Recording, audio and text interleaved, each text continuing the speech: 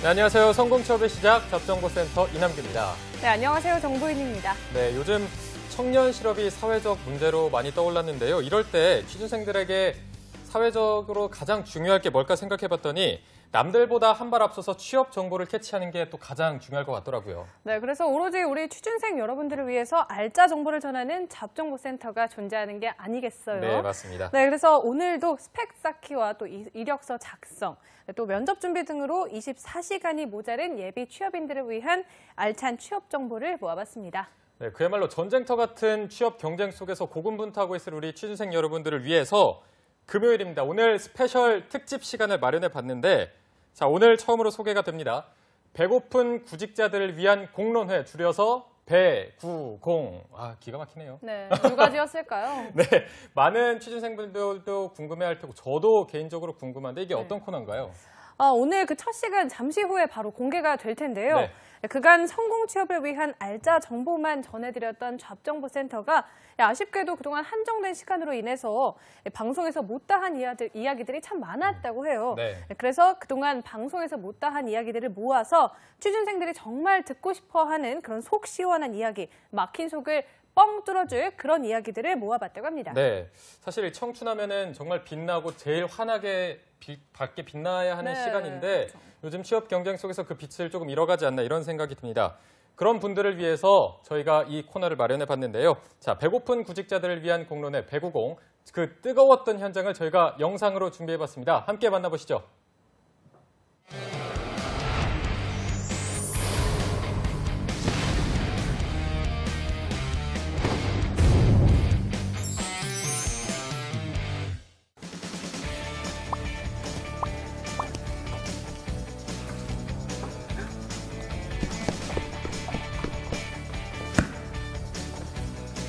대한민국 구직자들이 모두 성공 취업하는 그날까지 성공 취업의 슈퍼 그레이트한 꿀팁만 전해주는 배구 여신 류혜인입니다.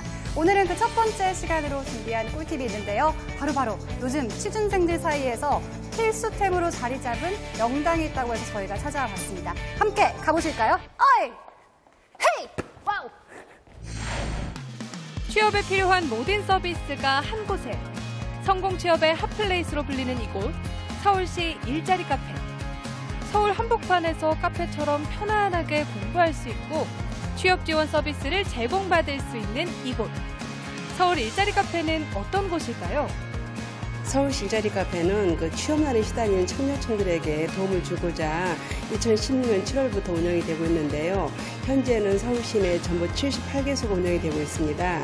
일자리 카페는 청년들이 쉽게 다가가서 취업에 관한 모든 것, 이력서, 자소서, 첨삭이나 또는 그 취업 진로 방향에 대해서 상담을 하는데 저희가 도움을 주고자 합니다. 청년 실업률이 최고치를 달리는 요즘 취업 준비를 할 만한 스터디 공간이 없어서 고민인 분들 여기 모여라. 성공 취업의 꿈을 가능하게 만들어줄 아늑한 공간과 뜨거운 열정을 불태울 청년들을 위한 일자리 정보는 물론 청년들의 성공적 사회 진출의 길을 열어줄 다양한 취업 지원 프로그램까지. 서울 일자리 카페의 이용 방법은 어떻게 될까요? 일자리 카페는 기본적으로 만 18세에서 39세까지 청년층이면 되고요. 일자리 카페에 있는 스터디룸은 한 아이들을 일주일에 3시간 정도 이용이 가능합니다. 청년층이 공부하겠다는 의지를 가지고 와서 다양하게 이용하시면 되고요. 취업하겠다는 의지와 본인의 노력이 있으면 얼마든지 이용할 수 있는 공간입니다. 잡정보센터와 서울시 일자리 카페가 취준생 여러분의 성공 취업을 응원합니다. 성공 취업의 그날까지 가자!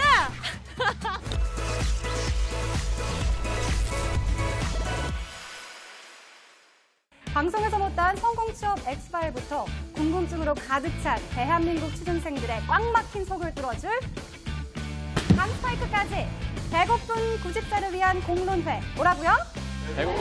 배구공 지금 시작합니다.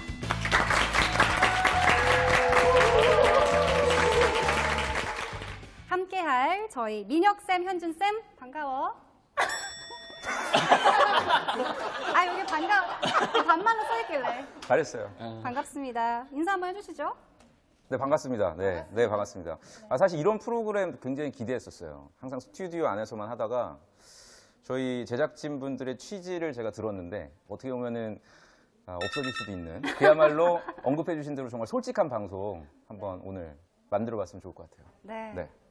우리 현준 쌤은 어떠신가요? 네, 일단 제가 사실 방송에 나온 지 그렇게 오래 안 됐는데 네. 이 섭외를 받았을 때 이제 더 이상 나는 방송 나오기 힘들겠구나. 앞으로 유튜브와 비방용으로 제가 많이 출연되겠구나 약간 예감을 했는데 어쨌든 네. 오늘 그런 부분에서 저의 컨설턴트의 목숨을 걸고 한번 솔직한 얘기 민혁쌤과 함께 얘기 나눠봤으면 좋겠습니다. 아이고, 저는 어떡하죠? 네, 그렇다면 오늘 이 서울시 일자리 카페를 찾아온 취준생들과 함께 하고 있는데요. 여기 와본 소감 어떠세요? 일자리 카페? 좀 뭐 자랑이 아니라 시설이 일단 굉장히 좋은 것 같고요. 저기 굉장히 넓고 일단 되게 자발적으로 구직자분들이 학습하고 계신 것 같아요. 근데 제가 이렇게 좀 봤거든요. 학생들이 뭘 공부하고 있나? 근데 벌써부터 또 인적성 준비하시는 분들도 있고 뭐 아무것도 안 하고 주무시는 분들도 있고 굉장히 다양한 분들이 이렇게 호흡하고 있는 것 같아요. 네. 어떠신가요? 저도 굉장히 깜짝 놀랐어요. 처음 왔는데. 그래서 이게 어떻게 보면 학생들이 아직 잘 모르시는 분들이 많을 것 같아요. 그래서 이 방송을 시청하고 계시는 분뿐만 아니라 꼭 여기를 찾아뵙고 많이 활용하셨으면 좋겠습니다. 네, 맞습니다. 생각했던 것보다 훨씬 넓습니다. 여기가 많은 분들이 오셨으면 좋겠고요.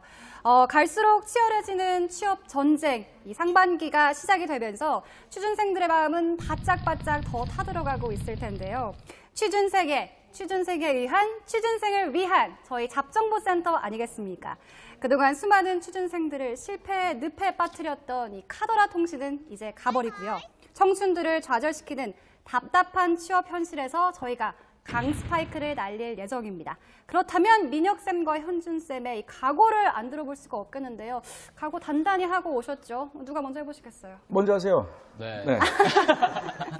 저 같은 경우는 일단은 회사와 호환이 두렵지 않기 때문에 또 이제 제가 또 인사팀 출신은 아니라서 회사의 인사적인 부분 또 제가 얘기를 한다고 해서 저희 회사의 인사적 시스템을 대변하는 건 아니기 때문에 전반적으로 제가 알고 있는 것 외에 저희 이제 휴민트나 저거 쓰고 나오지 않아요? 영업 비밀 보호 서약서나 이런 거? 근데 퇴사할 때.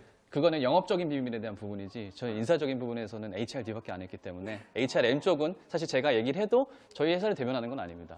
그래서 그런 거 부분 포함해서 뭐 제가 이 프로그램 준비를 하면서 월요일 날 여러분들이 아실 만한 그 그룹사의 인사팀이랑 또 미팅을 또 했어요. 그리고 스펙 관련해서 제가 또 물어본 게 있으니까 그런 얘기들도 한번 솔직하게 얘기를 드리도록 오늘 하겠습니다. 기대 많이 해보겠습니다. 네. 어떠세요, 민혁쌤은? 오늘 주제 자체가 굉장히 좀 다양한 걸 저희가 다룰 예정이잖아요. 9대 스펙에 대해서 할 건데 아까 전에 잠깐 우리 방청 오신 학생들한테 얘기를 들어봤어요. 그 중에서 어떤 걸 좀 주로 저희가 대화를 나눴으면 좋겠는지. 그래서 그 중에 몇 가지 학생들이 좀 궁금해하고 어떻게 보면 여기 오신 분들이 전국에 있는 구직자분들 또 궁금하신 걸 대변한다고 생각해요. 그러니까 좀 솔직하게 어떻게 보면 저는 그러면 안 되겠지. 오늘 마지막 방송이라는 각오로 정말 모든 걸 다 솔직하게 말씀을 드릴 예정입니다. 네, 네. 솔직한 방송 속에 저는 살아남길 빌며. 자, 그럼 배고픈 구직자를 위한 공론회, 강스파이크를 날려버릴 첫 번째 주제는요?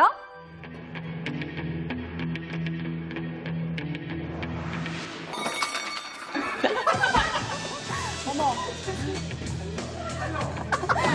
네. 첫 번째 주제. 이걸 하는 거야, 계속 방송을 이걸? 못내 방송이. 하잖아요. 이게 뭐죠? 9대 스펙, 멋이 중헌디입니다. 9대 스펙. 요즘 취직을 하기 위해서 기본적으로 갖춰야 한다는 9대 스펙이 있습니다. 제가 한번 나열해 볼게요. 학벌, 학점, 토익, 해외 연수, 자격증, 봉사활동, 인턴십, 수상 경력에 성형까지 있습니다. 정말 엄청난데 이 9대 스펙이 어떻게 해서 만들어진 건지 저는 궁금해요. 누가 정한 거고 어떻게 정한 건지. 기자 나쁘죠. 그러니까 그게 뭐 구직자들이 만든 게 아니라 기자분들이 좀 자극적으로 기사를 쓰려다 보니까 사실 제가 취준생이었을 때가 2003년, 4년 이때인데 그때는 이런 단어들이 있진 않았었어요. 오히려 더 그냥 심플하게 뭐 학교다, 어학이나 그냥 그 정도? 또는 학점 정도만 있었지 지금처럼 뭐 활동이나 뭐 봉사활동 아까 읽어준 것처럼 인턴, 게다가 뭐 성형 뭐 이런 것들까지 있는데 이거는 근데 구직자분들이 너무 위축될 필요는 저는 없다고 보고요. 그리고 그런 거 있으니까 학생들끼리 이런 걸 이제 정보를 접하다 보면은 그 취업 포털 카페라든지 또 학교마다 그 취업에 대해서 얘기 나눌 수 있는 홈페이지가 있죠. 있어요. 학교 어디죠? 이대요. 이대. 지방 캠퍼스예요, 어디?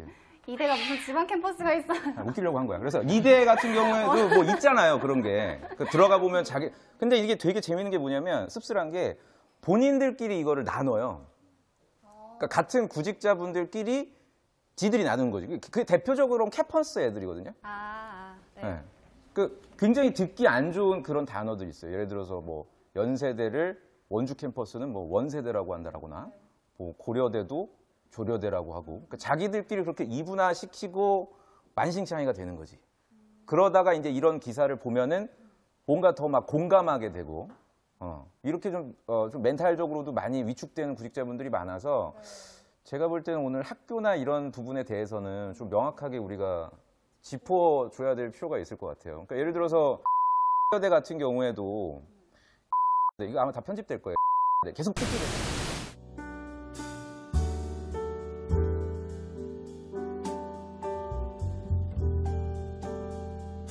대 같은 경우에도 취업률이 어때요? 본인 주변이나 예. 저희 대변하나요 이대를 지금? 취업률이 솔직히. 진짜예요?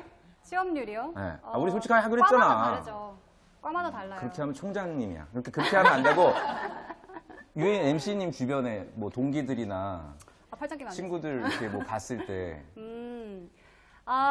저는 근데 또 제가 예체등이잖아요. 네. 그렇죠. 제 주변은 잘 됩니다. 주로 그러면 뭐 문과나 공대생들은 어때요? 근데 문과생들은 사실 좀 고민이 깊은 것 같아요. 제가 이 말씀을 왜 드리냐면 요새는 제가 이대에서 특강을 안 하는데 한 2년 전까지도 주기적으로 가서 강의를 했었거든요. 그래서 거기 이제 그 취업을 담당하는 선생님하고 대화를 했었어요. 그 취업률이나 이런 거. 근데 굉장히 낮더라고요. 전국 순위가. 뭐 이것까지 얘기하면 진짜 방송 없어질 것 같아서 제가 거의 안 되겠다. 이건 해? 하래요. 예, 얘기를 하라고 하니까 거의 밑에서 거의 탑 10 안에 든 적이 있었어요. 이대가. 진짜요? 예, 그러니까 그게 이제 문과분들이 베이스를 깔아버리는 거죠. 그러니까 취업이 안 돼. 물론 이제 이대생들의 눈높이가 높은 것도 있지만, 그러니까 이러다 보니까 그 이화여대 안에서 또는 이제 각 캠퍼스에서 얘기하는 그런 그 취준생들끼리 막 싸우는 거예요. 예. 그러다가 서로 간에 해서는 안 되는 뭐 편입생들 때문에 우리가 또 이렇게, 그러니까 이렇게 돼서 이런 기사들이 이제 보다 보면은 굉장히 상처를 받고 아마 우리 시청자분들도 공감을 아마 하시는 부분들이 있지 않을까라는 생각이 좀 들어요. 어떠세요? 학교. 네, 학교 오픈해야 되나요, 저도? 일하러 오셨으니까 본인은 이제 의견을 주셔야죠. 그러니까 네. 저는 일단은 그 질문에 먼저 답변을 드리면은 결과적으로 기업 때문이죠. 저는 기업의 역할이 크다고 봅니다. 기업이 이력서에서 자격증을 요구하고 또 어학 점수를 요구하고 또 경력 사항들을 요구하는 것들이 제가 사실 9대 스펙 때 입사를 했었으니까 2014년도에 입사를 했었으니까 2012년도부터 8대 스펙이 되게 붐이 있었었고 2014년도부터 9대 스펙이 이제 다시 하면서 서영까지 추가됐었고 이력 사진을 찍게 하고 그런 것들이 사실 기업의 이 방송을 혹시나 인사 담당자분이 경고 계시다면은 각성하셔야 됩니다. 이것 때문에 학생분들이 굉장히 고생하고 있어요. 그리고 학교 레벨 얘기를 하셨는데 사실 제가 그 자료가 있어요. 회사에서 인사팀을 필터링을 어떻게 하는지 물론 이제 그 자료 부분은 여기서 이제 그거 얘기 좀 해봅시다 오늘. 방송 해도 되나요? 네. 해도 되나요? 그래서 이 부분은 이게 어차피 저는 이제 특정 회사를 대변하는 거 아니니까 다만 여기 문과생 분들이 좀 많이 계시더라고요. 그래서 얘기했었을 때 그 회사에서 보는 기준들이 대표적인 그냥 문과 회사들이 이 정도 선에서 보신다고 보면 될 것 같고 일단은 1순위들이 서포카 그래서 서울대, 포스텍, 카이스트 2순위가 고려대, 연세대 3순위부터는 이제 여러분들이 좀 생각하는 연고대가 밑으로 가요? 서포카보다 밑이에요. 네, 그래서 1위부터 한 10위까지의 레벨 등급이 있고 이거는 각 전형별로 뭐 자격증이면 자격증은 제외하고 학점도 있고 전공 부분도 이렇게 서열화서 되는 부분들이 있거든요. 그래서 그 밑에는 쭉 있고 이대를 말씀하셨는데 이대가 한 중간 정도 순위가 있고 그 외에 여대분들 뭐 덕성여대, 성신여대까지는 아니고 덕성여대라든지 그 서울여대 분들은 10등이 등급 정도에 있어요. 그러니까 여대분들이 아무래도 조직적 값도가 좀 떨어지는 부분에 있어서 사실 회사의 아웃풋을 이제 기여하기에는 좀 이제 회사의 평가 자체에서는 이렇게 좀 아쉬운 부분들이 있죠. 아니 근데 그럼 그 모든 전국에 있는 대학을 등급화시킨다는 얘기예요? 아니에요? 그거는 회사의 레벨 범주에 넘어가는 데들이 있어요. 뭐 여기 계신 학교 분들 중에 네, 예를 들어. 근데 레벨 등급 안에 들어가 있어요? 네, 등급 안에 들어가 있어요. 그래서 웬만한 예를 들어서 지방의 사립대에서 뭐 탑이라는 표현은 그렇지만 어쨌든 뭐 도 있었고 10위 안에 10위권에 있었고 그 외적인 것들은 회사에서 정량적으로 스펙화하지 않는데 다만 이제 여러분들이 그냥 참고로 아시면 좋을 게 입결로 이제 그 당해년도 입결로 점수를 계속 바꿔요. 입결이 뭐예요? 입결로. 입결이 뭐예요? 모르세요. 이분은 응. 96학번. 입결이 뭐 입결이 뭐예요? 본고사여가지고. 아니, 그러니까 알겠다고 설명해줘봐요. 그러니까 모를 수도 있잖아. 나 다 아냐? 방송 보는 사람들이 모르는 사람도 있을 수 있죠. 그래서 학교에 들어갈 때 여러분들이 이제 점수화를 바탕으로 해서 들어가니까 그때 이제 회사 학교라든지 전공에서 학점을 그 등급 점수를 맞추잖아요. 그런 거라고 예상하시면 되고 그런 것들이 그 3대 메이저 학원들, 명성학원, 대성학원 그 외 학원들에 대한 입결 숫자 데이터를 계속 인사팀에서 바꿔서 그거를 가춤체계를 계속 바꾸겠죠. 그러니까 이게 변동성 부분도 굉장히 있는 부분이 있기 때문에 여러분들이 물론 이제 학교적 레벨이 낮은 것들, 특히 문과생분들은 좀 치명적인 부분들이 있어요. 문과생분들은 치명적인 부분이 있는데 하지만 여러분들의 선배들이 일을 잘한다고 하면은 거기서 또 가점 받는 부분들이 있으니까 그런 부분에서 여러분들의 인프라를 좀 많이 좀 활용하시면 좋을 것 같아요. 근데 사실 학교 얘기만으로 밤샐 수가 있어요, 저희가. 근데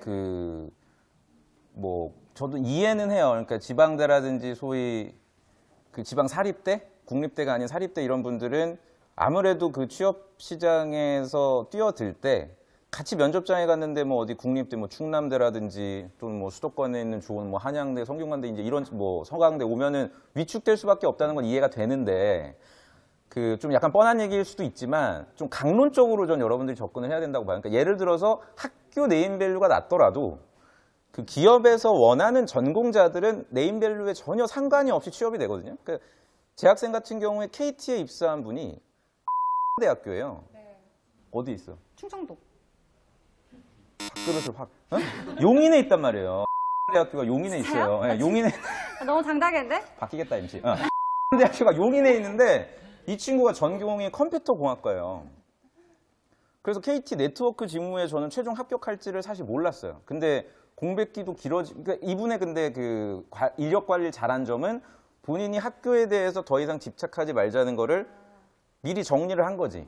3학년 때부터. 그래서 네트워크 직무에서 중요시 여겼던 과목들이나 뭐 활동 자격증, 이제 앞으로 얘기하게 될 그런 것들을 미리 사전에 보유를 하게 됐어요. 그래서 저는 우리 그 배구공 시청자분들께서 좀 물론 지금 이미 졸업을 뭐 지난주에 했거나 졸업한 지 공백기가 좀 길어지는 이런 분들은 또 이런 얘기 들으면 분노할 수 있는데 그거는 또 우리가 나눠서 우리가 좀 접근을 해야 될 것 같아요. 그러니까 네 얘기는 알겠는데 나는 이미 나이가 뭐 28이고 30이고 뭐 2016년에 졸업을 했기 때문에 전공을 뭐 다시 바꿀 수 있는 뭐 여력이 안 된다. 그러니까 그런 부분에 있어서는 또 다른 방향으로 접근을 해야 되는데 일단 학벌에 있어서 내가 좀 구직 시장에서 살아남을 수 있을 거라고 생각하는 분들은 다른 소위 직무에서 필요로 하는 부분을 메꾸거나 또는 아까 말씀드린 지원하는 회사가 필요로 하는 능력들이 있거든요. 이런 전공을 만약에 선제적으로 좀 하신다면, 이수를 하신다면 분명 희석될 수 있지 않나 라는 생각이 듭니다. 첫 번째 질문부터 벌써 이렇게 많은 답변들이 나왔는데요. 아까 현준 쌤이 미리 말씀해 주셨지만 쌤은 스펙 8세대 맞죠? 9세대. 9세대, 8세대 그 사이에 약간 걸쳐서. 있는 네. 거죠. 그리고 우리 민혁 쌤은 알겠어요. 스펙 2세대. 뭐예요? 성별? 아이폰 4다 그냥. 네. 그럼 저희가 이제 바뀔 수 있는 것들, 저희 능력껏 할 수 있는 스펙들이 뭐가 있을까 보면은 토익이 있어요. 네. 제 생각엔 토익이 있는데 어떠세요? 토익에 대한 의견이 지금 한숨부터 나오는. 토익은 사실 뭐 너무 근데 저 얼마 전에 청와대 민원도 들어간 걸로 제가 알고 있었고 뭐 때문에요? 그 ETS 측에서 그 JC험이었나요? 뭐 YBM에 네. 관련돼서 청와대 민원이 들어갔었고 청원 숫자가 굉장히 많죠. 진짜요? 네. 그러니까 굉장히 기쁘더라고요. 그러니까 제가 아무리 방송에서 떠들고 해도 잘 안 먹혔었는데 이제는 구직자 분들이 좀 많이 좀 깨어 있게 된 것 같아요. 그러니까 토익이라는 시험은 그 예전에 성시경 씨가 나와가지고 광고에서도 말했던 것 같은데 토익은 기술이다.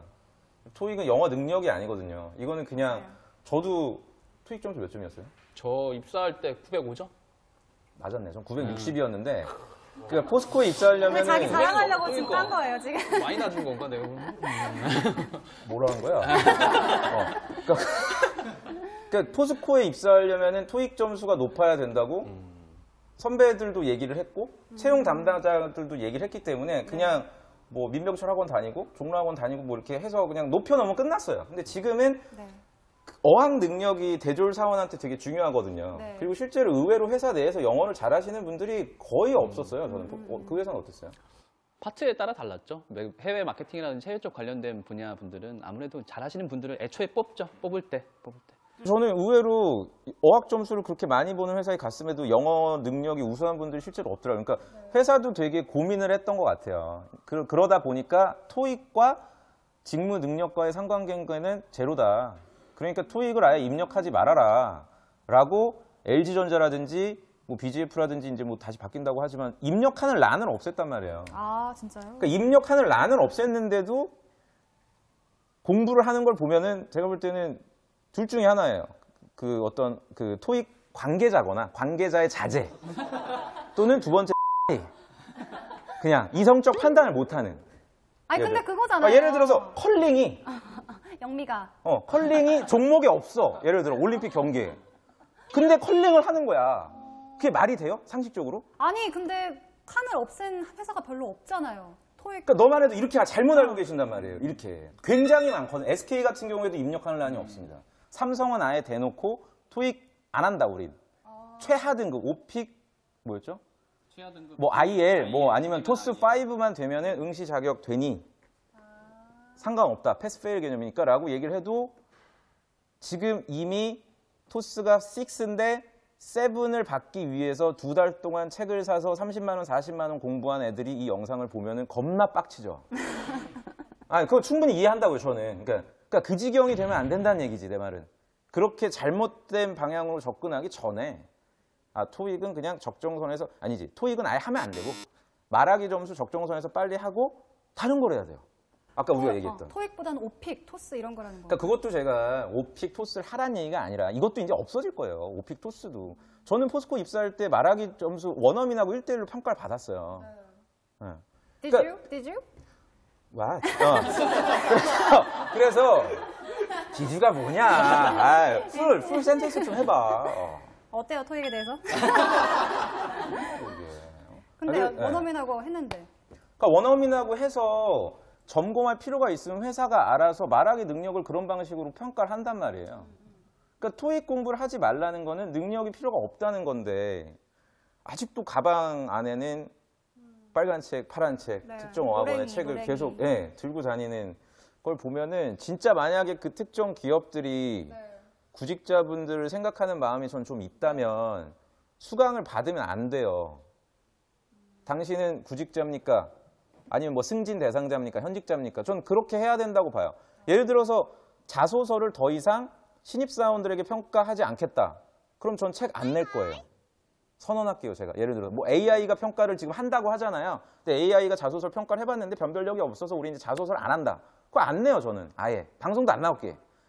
근데 기업들이 이렇게 보면은 오히려 그거를 마케팅 수단으로 이용했는데 제가 제일 역겨운 광고가 그 노래 있거든요. H기업에. 딴딴딴따란 딴딴딴딴 뭐 있어요. 그럼 제가 진짜 되게 짜증나더라고요. 또 이 노래를 듣는 구직자들은 그래 내가 이번 달에 또 점수 800점에서 900점 높이는 거 참 잘하고 있구나.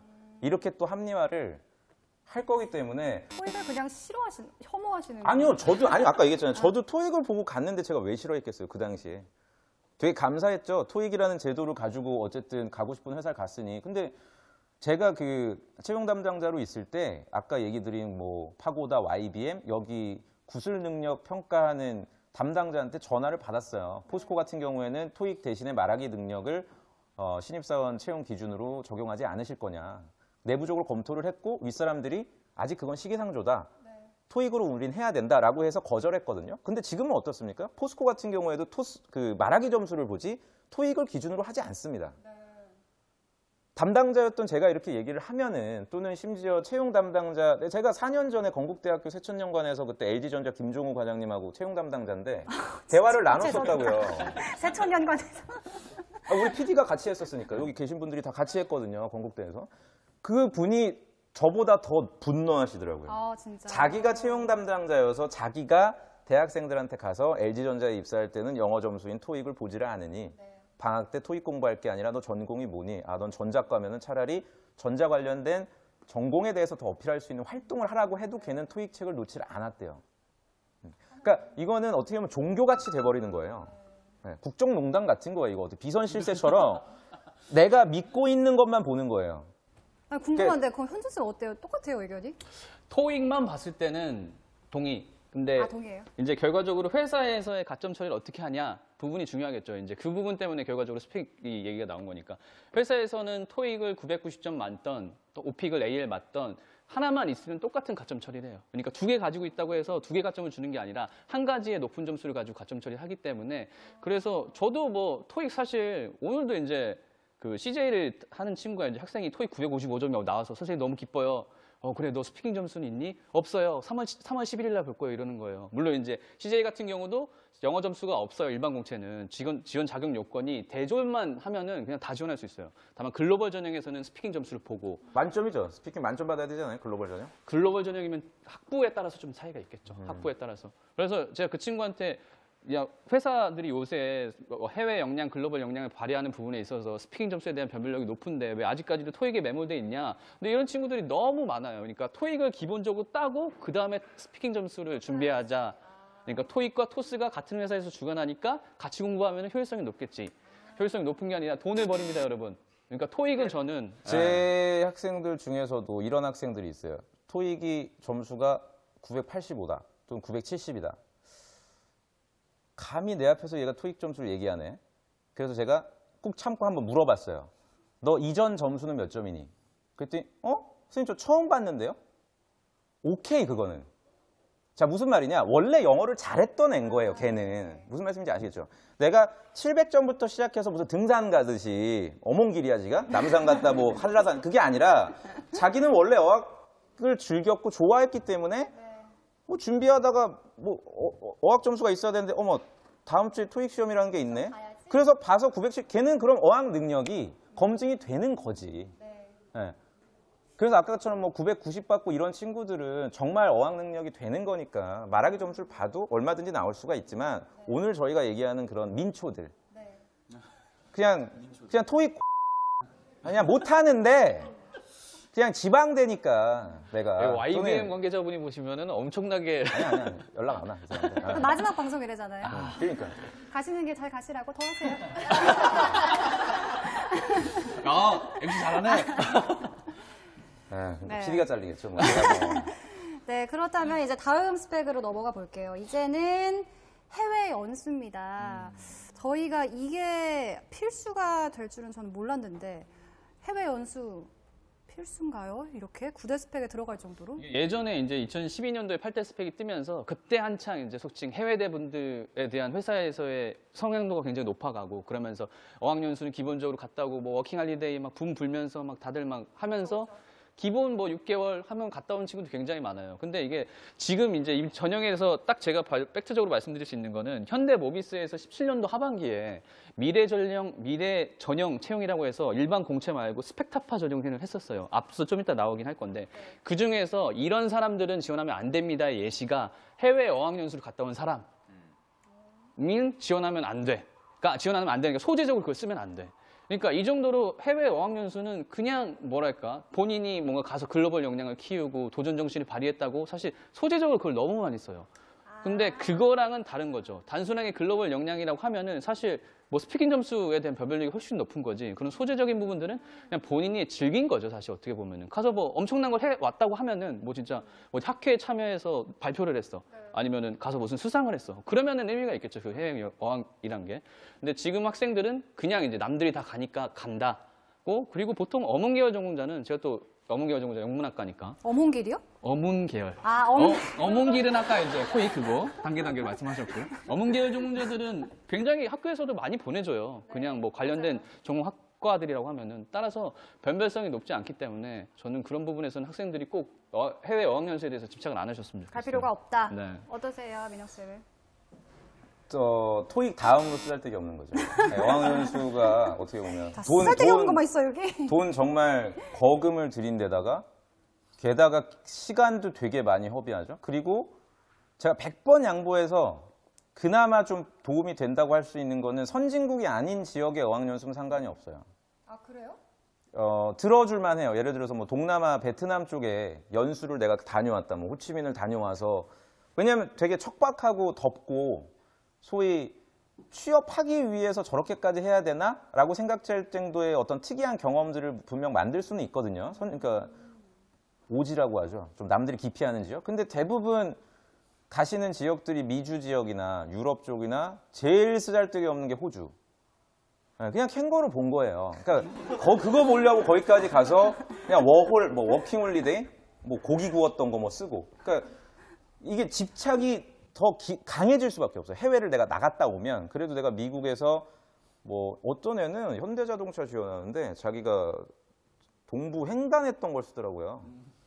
그냥 지가 좋아서 한 거잖아. 그냥 자동차 뭐 1000km를 자기가 뭐 주행을 했대요. 그거를 갖다가 현대자동차 1번에다 써놓고는 한 800자를 이러한 자기의 챌린지적인 도전 정신이 현대차의 도전 정신과 부합한다는 무슨 되게 역겨운 자소서를 쓰고서 자기 합격하길 바라는 전공은 또 기계과예요. 그러니까 저는 해외 연수 같은 경우에는 이공계 분들 중에 석사 엔지니어, 뭐 학회에 참석하기 위해서 잠깐 교수님 따라서 뭐 한 달 정도 갔다라든지 뭐 그렇다면 쓸 수 있으나 의도적으로 어떤 글로벌적인 환경을 체험하기 위해서 했던 활동들은 무의미하다. 전혀 갈 필요가 없다. 해외 연수는? 네, 전혀. 이건 좀 쓸데없는 스펙인 걸로 저희가 결론을 짓도록 하겠습니다. 다음입니다. 넘어갑니다. 아, 나 이거 신발이야. 왜 또 나? 왜 안 나? 외모가 뭐 험한 것보다는 상대적으로 객관적으로 떨어진다. 그 사람의 험한 거야. 아 그런가? 무슨 차이냐? 험한 객관적으로 떨어지지. 아니요 험한 거 아닙니다. 전 제가 절대 잘생긴 아, 잠깐. 그만 돌려 말하세요. 아 오케이. 그만 정보 받았으니까 확실하게. 심식했어야 돼. 신발로 말하세요. 나 경찰관이었어요. 잘 안 들렸어요. 조금 만드는 마케팅이야. 마케팅. 그냥 거기다 표정 봐. 아까 토익 얘기 알잖아. 완전 달라. 표정 안 제가요. 보이시죠? 왜냐면 제가 얘기해줘요. 내가 지인이 있으신 것 같은데요. 신사역에 배구공은 계속됩니다.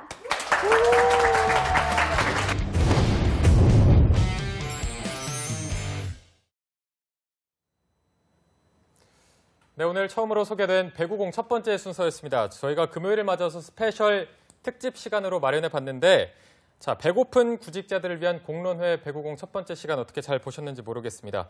일단 보니까 굉장히 반가운 얼굴들이 많이 나오네요. 그러니까요. 저희가 여기에서 또 취업인 뉴스에서 뉴스를 전했던 유혜인 캐스터가 MC가 돼서 전했고, 또 민혁쌤, 현준쌤까지 나와서 조금 솔직한 얘기들을 많이 하지 않았나 싶었는데, 간만에 시청자의 눈으로 저도 되게 즐겁게 본 것 같아요. 네네, 저희도 막 정말 깔깔거리면서 웃으면서 재밌게 봤는데, 자, 일단은 서울시 일자리 카페 얘기가 나왔습니다. 스터디 공간이 없으신 분들은 무료라고 하니까 가서 좀 좋은 시설이 있으니까 활용을 적극적으로 하셨으면 좋겠고. 취업 준비할 때 네. 주로 어디서 준비 많이 하셨었어요? 저는 그냥 카페를 갔던 것 같아요. 아, 카페 그냥 가서 일반 카페요? 집에서는 솔직히 잘 안 되니까 그냥 저도 집에서는 카페에서 절대 못하겠더라고요. 귀를 막고 했던 것 같은데, 이게 저는 몰랐어요. 이런 서울시 일자리 카페 이런 게 있는 줄도 네, 저도 몰랐는데 몰랐어요. 저희가 이렇게 알려드렸으니까 이 부분도 조금 적극적으로 활용하는 것도 좋을 것 같습니다. 자, 그리고 또 반가운 얼굴에 이어서 반가운 목소리가 나왔었는데, 자, 아니요. 누구 목소리인가요? 아, 제 목소리인데요. 네. 저는 전혀 반갑게 느끼지 않았어요. 정말 네, 너무 힘드네요. 네, 어제 그 더빙을 했던 걸로 알고 있는데 어땠어요, 네. 좀? 이게 원래는 방송이 이게 네. 비디오랑 오디오가 함께 나가잖아요. 그렇죠. 근데 이제 더빙이라는 건 오디오만 나가다 보니까 그 고도의 음성 연기가 굉장히 중요하더라고요. 정말 너무 어려웠어요. 전 진짜 뭐라고 해야 되지? 저의 한계를 되게 너무 많이 느껴서 앞으로 더 열심히 해야겠다. 정말 음성 언어로 감정을 전달하고 그러기 네. 위해서 정말 내가 더 가야 할 길이 멀구나. 그렇게 많이 느꼈습니다. 네. 마지막에 보윤 씨가 가자 이렇게 하는데 왜 이렇게 절규하는 것처럼 느껴지는지 아직은 조금은 어색했지만 앞으로 더 좋아질 거니까 너무 그 부분도 어색했어요. 지켜보시는 것도 재밌을 것 같습니다.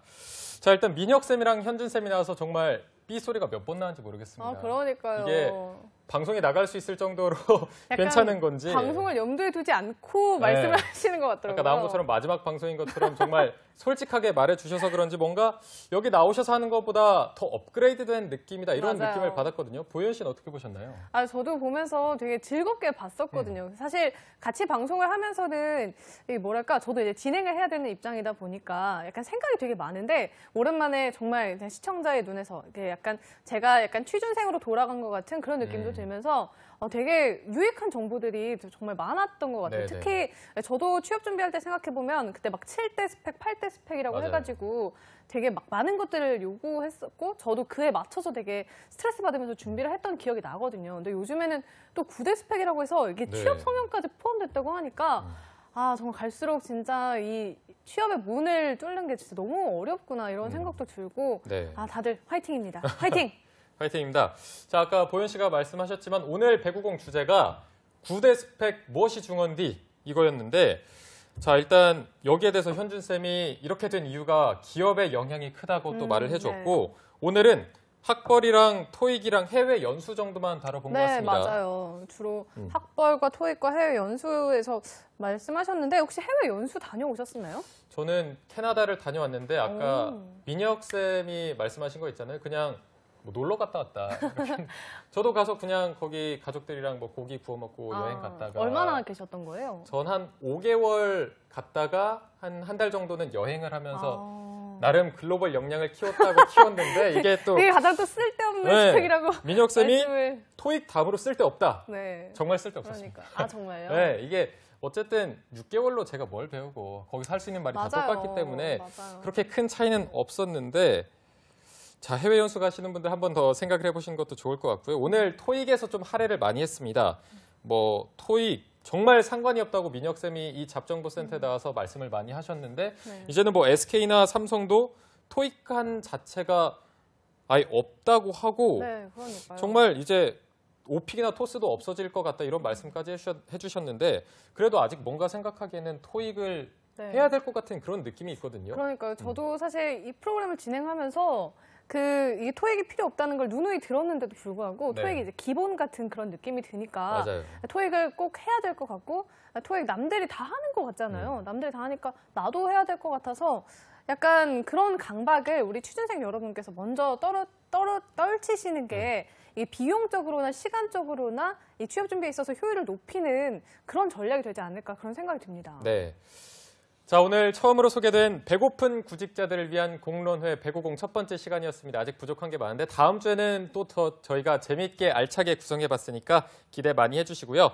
잠시 후 2부에서도 그리고 새로운 코너가 준비되어 있다고요? 네, 새로운 코너가 준비되어 있습니다. 빠르게 변화되는 직업 트렌드에 대한 궁금증을 속 시원하게 짚어주는 시간인데요. 네. 신비한 신직업 사전이라고 준비되어 있습니다. 네. 어디까지 마시고요. 채널 고정!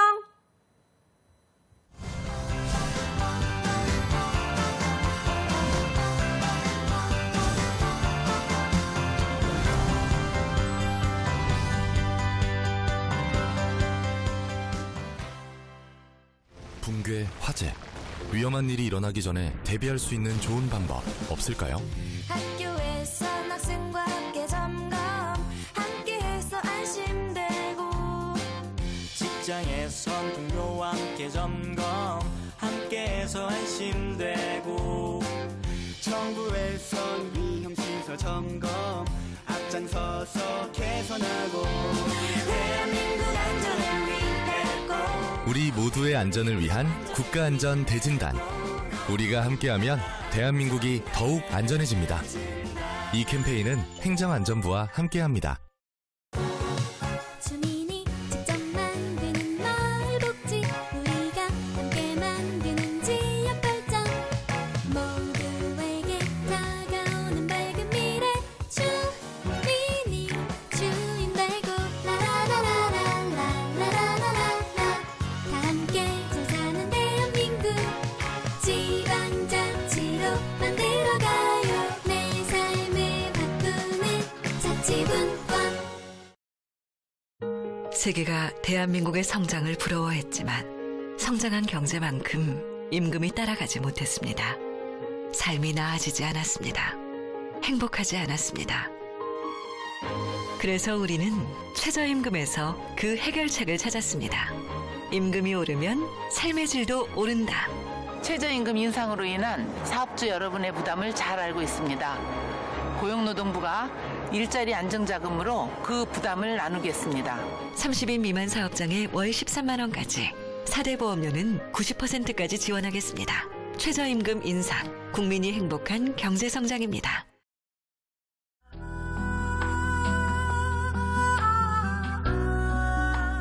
저희 대의에 끊어지면은 배울 사람 없어요. 이 전통을 지켜야죠. 그런 그 사명감을 가지고서 하고 있어요.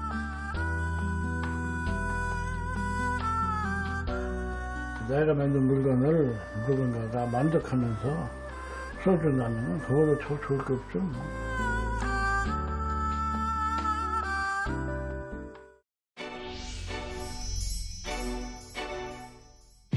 일반 의학을 다루는 게 아니라 좀 전문적인 간 CJ 한 1년 매출이 30조 정도 되고 싶은 이유가 있나요? 네, 전자상거래 분야는 기본적으로 제가 이 답변은 전공 관련자가 아니면 사실 이해하기가 어려울 것 같아요. 저는 사실 이해가 잘 안 되는데. 나만의 성공 방식 조금씩 생겨나가고 있는 과정이군요. 한참 그럴 때잖아요, 우리가. 우리나라의 한라산보다도 낮은 거죠? 도적들이 굉장히 많았다고 하고요. 높은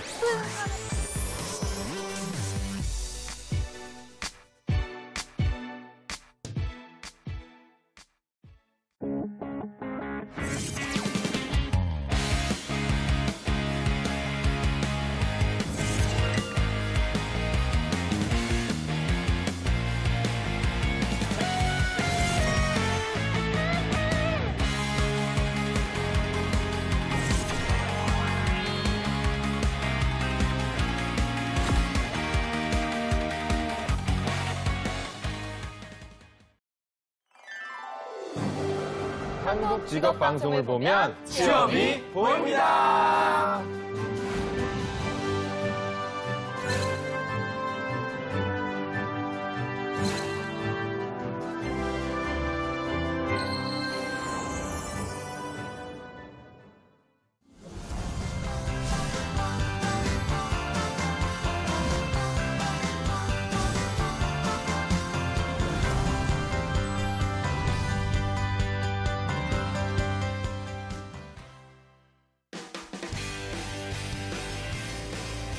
네, 성공 취업의 시작 잡정보센터 2부의 문을 활짝 열어봤습니다. 2부에서는 저희가 앞서 예고해드린 대로 오늘도 또 새로운 코너가 준비되어 있죠. 네, 그렇습니다. 빠르게 변화하는 직업 트렌드를 짚어주고 미래 유망 직업에 대한 모든 것을 알려주는 신비한 신직업사전 지금 시작합니다.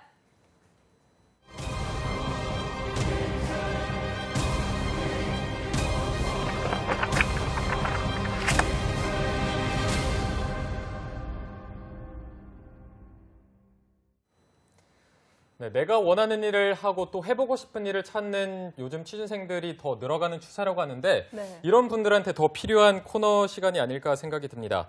자, 빠르게 변화하는 직업 시장에서 새롭게 부상하고 있는 미래 유망 직업의 궁금증을 말끔하게 해소시켜줄 신비한 신직업사전 시간입니다. 네, 직업 트렌드는 물론 다양한 직업 세계의 정보까지 만나볼 수 있는 시간이라 저도 더욱 기대가 되는데요. 네. 신비한 신직업사전의 첫 시간을 함께 해줄 분 모셨습니다. 여신님, 어서 오세요. 네, 이번에 안녕하세요. 김하영 캐스터 모셨습니다. 네, 안녕하세요. 정말. 네, 네. 제가 여신님이라고 불렀는데 그 후에 일화가 있었다고 들었어요. 네, 저희 어머니께서 네. 그 방송을 이걸 이제 굉장히 잘 챙겨보시는 애청자 중 한 분이 바로 저희 어머니신데 엄마께서 그 여신이라는 말을 듣고 그날 바로 저한테 이렇게 문자가 왔더라고요. 뭐라고 하나요? 양심이 없다고. 딸 아니에요? 그래서 제가 친엄마 맞냐고 개모설이 이렇게 돌았다. 엄마께서 좀 이제 저보고 여신은 너무 양심이 없는 것 같다. 다른 별명을 좀 지어달라고 하라고 하시더라고요. 어머니께서 되게 미인이신가 봐요. 그냥 뭐. 그 딸의 그것만 해요. 그래서 원래 제가 키다리 네네네. 귀요미라고 하셨었잖아요. 근데 저만 키다리가 아닙니다. 여기에 이남규 아나운서도 키가 굉장히 크시고 정보윤 아나운서도 키가 170 정도 되시잖아요. 저희 평균 키가 굉장히 높아서 그러니까요. 저만 키다리가 아니기 때문에 새로운 별명이 필요합니다. 혹시 학창 시절에 뭐 별명 같은 거 있으셨나요? 별명이요? 그걸 여기서 여신님? 아니요. 사실 제가 목이 길어서 친구들이 타조라고 불렀던 왜 기린이 아니라 타조일까요? 그냥 약간 조류같이 생겼다고 타조라고 했던 기억이 있습니다.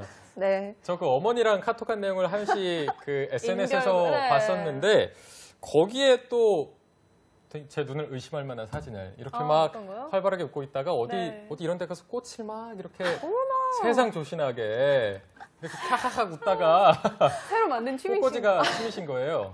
아, 네. 제가 활발한 집순입니다. 그러니까 집에 있는 것도 굉장히 좋아하는데요. 약간 그런 이제 너무 활발한 취미 활동 말고 뭐 좀 조용히 할 수 있는 게 뭐가 있을까 해서 꽃꽂이를 좀 알아봤는데 이게 또 적성이 또 잘 맞더라고요. 그래서 요즘 아직 2번밖에 안 나가서 사실 드릴 얘기가 많이 없긴 한데 나중에 수업 많이 듣고 꽃꽂이 얘기도 조금 더 얘기해 드리도록 하겠습니다. 네, 알겠습니다. 꽃과 너무 잘 어울리는 여신님이세요. 네. 정말. 저 하윤 씨 별명이 많이 나올 것 같으니까 저희가 김하윤 캐스터의 별명을 모집 공고를 하겠습니다. 김하윤 캐스터 SNS에 들어가서 마음에 드는 별명을 남겨주시거나 아니면 저희 홈페이지에 나와서 들어와 오셔서 댓글 같은 거 남겨주시면 저희가 선정해서 다음 방송 시간 때 그 별명으로 꼭 불러드리도록 하겠습니다. 자, 이제 시작을 한번 해봐야죠. 돈을 벌어야 될 텐데 오늘 신비한 신직업사전 첫 번째 시간이니만큼 또 준비를 많이 해오셨을 것 같습니다. 어떤 직업을 준비해 오셨나요? 네, 바로 오늘 제가 소개해드릴 미래 유망 직업은요. 재료만 있다면 무엇이든 만들 수 있다라는 직업인데요. 어떤 직업인지 좀 짐작이 가시나요? 전혀 짐작이 안 되는데요. 재료만 있다면? 약간 요리 쪽인가? 아닌가? 요리는 재료가 너무 필요하죠. 아, 그렇구나. 죄송합니다. 제가 배고프거든요. 지금 배가 고파서. 네, 그런 음식 종류보다는요. 이 요즘에 한창 뜨고 있는 바로 3D 관련한 업종입니다. 네, 뭐든지 만들 수 있다는 이 마법 같은 직업의 정체가 바로 3D 프린팅 운영 전문가인데요. 이 재료만 있다면 무엇이든 만들 수 있다고 하죠. 이게 재료만 있다면 만들 수 있다고 하는 게 정말 허울 좋은 말인지 진짜로 이게 가능한 건지 저도 궁금해지는데 너무 궁금해요. 이게 구체적으로 3D 프린팅 운영 전문가, 이게 어떤 직업인가요? 네, 3D 프린팅 운영 전문가는 어떤 일을 하는 직업인지 이제 알기 위해서 먼저 3D 프린터에 대한 이야기를 조금 해봐야 될 것 같은데요. 3D 프린터는 다들 한 번쯤 아마 들어보셨을 겁니다. 3D 프린터는 정밀한 의료기기는 물론 다양한 생활용품과 그리고 자동차, 건축물까지 요즘 만들고 있죠. 재료만 있다면 정말 무엇이든 마법처럼 뚝딱 나오곤 하는데요. 바로 그 3D 프린터를 자유자재로 다룰 수 있는 직업이 3D 프린팅 운영 전문가입니다. 네. 예전에 제가 뉴스를 봤었는데 이 3D 프린터로 자동차를 만드는 걸 봤었어요. 그래서 되게 너무 신기하고 저게 과연 그러면 주행도 가능한 건가? 이런 의문이 들었었거든요. 근데 오늘 첫 시간이잖아요. 신비한 신직업사전. 이 첫 시간에 3D 프린팅 운영 전문가를 추천하게 된 이유는 뭔가요? 네, 바로 이 아무리 섬세하고 이 정교한 제품이라도 이 3D 프린터만 있다면 정말 손쉽게 만들 수가 있습니다. 그래서 개인 생산의 시대가 열리게 됐는데요. 그로 인해서 3D 프린터를 활용할 수 있는 이 3D 프린팅 운영 전문가의 역할도 커지고 있어서 제가 이렇게 유망 직종으로 추천하게 됐습니다. 네, 이렇게 김하윤 캐스터의 추천 이유까지 듣고 나니까 많은 취준생분들이 이 3D 프린터 운영 전문가 궁금증이 많아지셨을 것 같은데 어떤 직업인지 자세히 저희가 준비해봤습니다. 영상으로 함께 만나보시죠. 어떤 제품이라도 시장에 출시되기 위해서는 제품의 샘플 제작이 이루어집니다. 하지만 수만의 제품을 만드는 대량 생산 공장에서 샘플 제작은 적은 양을 만들지만 많은 비용이 들고 복잡한 절차가 필요한데요. 최근 들어 이러한 과정에 획기적인 변화가 생겼습니다. 변화의 주인공은 바로 3D 프린터. 3D 프린터는 3차원 CAD 모델을 물리적인 제품으로 제작하는 3D 프린팅 기술로 소량의 제품을 만들 때 섬세한 작업이 필요할 때 조립이 필요 없는 일체형 제품을 제작할 때 진가를 발휘합니다. 제작 시간과 비용을 줄여주는 장점으로 요리와 예술 등 3D 프린터는 여러 분야에서 활용되고 있는데요. 3D 프린터를 다루는 3D 프린팅 운영 전문가는 3D 프린터를 조작, 운영하여 제품의 형상을 이미지로 디자인하고 컴퓨터 프로그램을 활용하여 3D 모델링 과정을 수행하고 출력하는 일을 하게 됩니다. 복잡한 형상을 균일하게 제작한다는 3D 프린터. 3D 프린팅 운영 전문가는 프로그래밍을 통해 제품을 만드는 역할을 하게 됩니다. 3D 프린팅 운영 전문가는 제품 출시를 위해 각각의 단계를 거치게 됩니다. 설계 과정, 데이터 값을 입력하는 과정, 출력 제품을 후처리하는 과정을 거쳐야 최종 제품이 탄생하게 되는데요. で見積もりにしてお客様が注文ってなったらスライスデータってこれを輪切りにスライスしたデータを作ってでそれを機械に送って 3D プリントをするという仕組みになっています。3D 프린터의 등장과 함께 생겨난 직업이라 역사는 짧지만 첨단 기술에 대한 관심으로 3D 프린터를 자연스럽게 접할 수 있었다고 합니다. 다가올 시대에는 의료 분야에서 더욱 많은 3D 프린팅 기술이 필요로 해질 것이라 예측하는데요. これから医療の中でどんどん進んでくるんですけど、医療では今最近この X 線からこのように形作ることができてます。なので万が一の時、歯が1本、壊れちゃったといったらこの歯だけを作ることができるということになっています。 그렇다면 일본의 3D 프린팅 운영 전문가들은 능력을 기르기 위해 무엇을 필요로 할까요? 機械の触ることとか CAD は教えてもらえればできるんですけど、経験が一番大事だと思いますね。造形するにあたっての姿勢やサポートの付け方で出来栄えもできるできないも変わってくるので、そうですね、経験が一番大事だと思います。 일본은 콘텐츠 산업과 연계하여 3D 프린팅을 지원하고 이와 관련한 초정밀 입체 조형 기술 개발에 초점을 맞추고 있습니다. 3D 프린터에 관심을 갖는 일반인들이 많다는 점도 업계를 성장시킨 비결이라 할 수 있는데요. 일본 최대의 전자상가 동경 아키하바라입니다. 이곳에서는 가정에서 쓸 수 있는 3D 프린터들이 진열되어 있었는데요. 3D 프린터에 관심을 갖는 일본인들도 많았습니다. 누구나 이용할 수 있는 3D 프린터 시장을 만들어 나가는 일본은 의료, 항공, 첨단 산업을 넘어 3D 프린터를 활용한 문화 콘텐츠 활성화를 구상하고 있습니다. 국내의 3D 프린터 회사 한 곳을 찾아가 우리나라의 업계 현황을 알아보았습니다. 아직은 국내 업체들이 기술력이 있다고 하더라도 생긴 지 얼마 안 된 업체가 대부분이기 때문에 이런 노하우적인 측면에서 아직은 부족한 점이 많이 보이는 것 같습니다. 하지만은 글쎄요, 장기간 이제 계속 기술 개발을 하고 계속 이제 장비를 시간이 축적이 되다 보면은 결국에는 이제 퀄리티를 따라잡게 되겠죠. 그렇다면 우리나라 3D 프린팅 운영 전문가의 작업 과정은 어떨까요? 고객의 만족을 최우선으로 한다는 점은 일본과 다르지 않았는데요.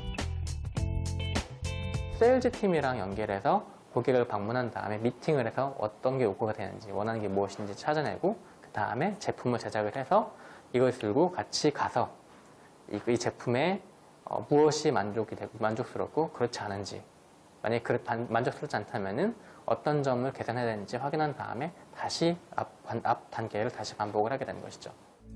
최근에는 조명 제품이나 첨단 산업 부품, 피규어 등을 만드는 캐릭터 상품 제작뿐만 아니라 디자인, 예술 분야에서도 3D 프린터를 도입하거나 활용하고 있습니다. 소비자 트렌드를 읽는 감각, 제품을 구현하는 능력, 그리고 소재에 대한 이해는 3D 프린팅 운영 전문가가 갖추어야 할 능력입니다.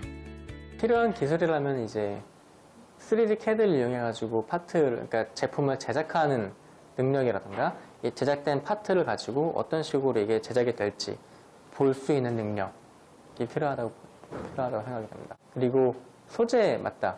가장 중요한 것 중에 하나인데 그 제품을 제작할 때 사용되는 소재에 대한 이해가 있으면 매우 좋을 것 같아요. 아이디어를 빠른 시간, 비교적 저렴하게 실물로 구현할 수 있다는 점에서 3D 프린터의 활용은 앞으로 상상 이상의 제품을 만들어 나가리라 기대됩니다. 예를 들어서 이제 라이트 형제가 비행기 처음 개발했을 때만 해도 사람들은 뭐 사람이 하늘 난다는 거 말도 안 된다 했지만 지금은 제트기가 하늘 날아다니고 로켓이 달까지 가고 그러잖아요. 그 10년 뒤만 돼도 지금은 상상도 못했던 일들이 이제 3D 프린터를 하고 있지 않을까요? 지금 예를 들면은 뭐 해외에서는 캔 스프레이를 만들었는데 캔 스프레이를 뿌리면은 이게 옷이 돼요. 이거를 3D 프린팅에 접목해서 나오는 그것도 연구가 되고 있어요. 그래서 그래 몇십 년 뒤면은 뭐 옷도 이제 아침마다 프린터로 팍 찍어대는 옷을 바로 입고 나오고 프린터로 만든 밥을 먹고 그렇게 나올지도 모르죠. 그런 세상이 올지도 모르죠. 3D 프린팅 운영 전문가는 3D 프린터를 조작 운영하여 고객의 요구에 따라 미니어처, 액세서리, 일상용품, 기계 부품, 시제품 등을 제작하는 업무를 수행합니다. 3D 프린팅 운영 전문가가 되기 위해서는 전문 인력 양성 사업이나 관련 협회 등 교육기관에서 교육을 이수하는 방법이 있습니다. 컴퓨터 그래픽 프로그램 및 장비에 대한 이해가 필수적이며 프린팅 과정을 세밀하게 체크하는 꼼꼼함이 요구됩니다. 더불어 미적인 감각이 있으면 제품 이미지 구상 및 후처리 업무에 유리합니다. 네, 영상을 함께 보고 오셨는데요. 이 3D 프린터라는 분야가 보니까 발전 가능성도 정말 무궁무진하고 미래 유망 직종에 딱 어울리는 분야다 이런 생각이 드는데 김하영 캐스터가 볼 때는 이 취준생들의 입장에서 볼 때 3D 프린팅 운영 전문가의 취업 이게 어떤 강점이 있나요? 네, 3D 프린터라는 이 새로운 하드웨어의 등장으로 나타난 직업이라는 점에서 이 남녀노소 제한이 없다는 점이 가장 큰 강점이지 않을까 싶습니다. 네. 그리고 현재 이 분야의 가능성을 보고 도전하고 배우는 분들이 굉장히 많기 때문에 만약 관심 있는 취준생들이 계신다면 새롭게 도전하기에도 충분하다고 생각합니다. 네, 말씀해 주신 것처럼 정말 전망이 밝은 그런 직종인 것 같은데요. 오늘은 3D 프린팅 운영 전문가에 대해서 알아봤습니다. 간편하고 저렴하게 또 소량의 제품을 빠르게 제작할 수 있는 3D 프린터와 함께 다가올 혁신의 세계를 기대한다면 3D 프린팅 운영 전문가에 도전해 보시면 좋겠습니다. 네, 오늘 함께해 주신 김하영 캐스터 고맙습니다. 고맙습니다. 자, 저희가 오늘 첫 번째 금요 스페셜 특집을 준비해봤는데 어떻게 잘 보셨는지 모르겠습니다. 막막한 취업 준비생들에게 조금이나마 희망의 빛이 되었으면 하는 소망으로 만들어봤는데요. 잡정보센터 오늘 준비한 내용은 여기까지고요. 다들 즐거운 주말 보내시기 바랍니다. 네, 저희는 주말 잘 보내시고 다음 주 월요일 오전 10시에 다시 웃는 모습으로 찾아뵙겠습니다. 시청해주신 여러분 고맙습니다. 고맙습니다.